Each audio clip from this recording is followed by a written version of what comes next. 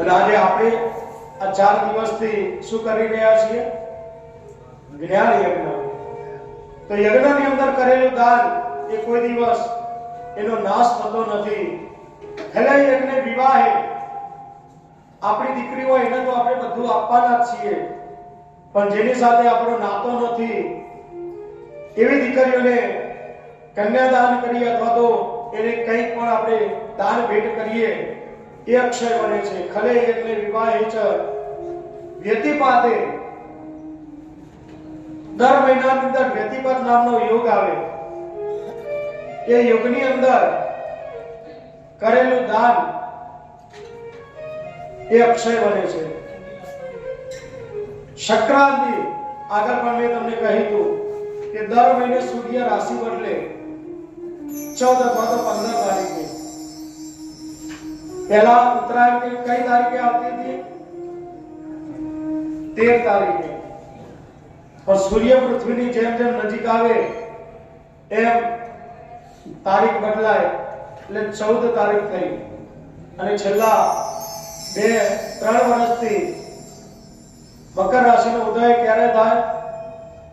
તો કે 15મી તારીખે.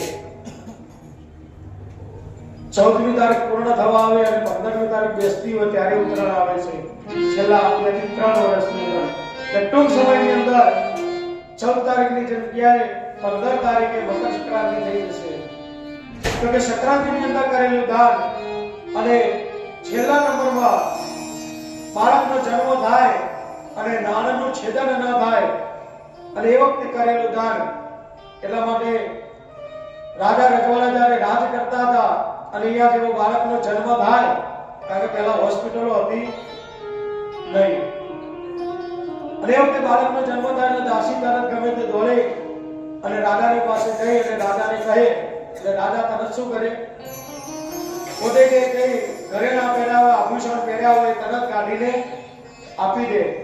એટલે એ વખતે નાળ છેદન પહેલા કરેલું દાન, એ કરેલું દાન અક્ષય બની જાય.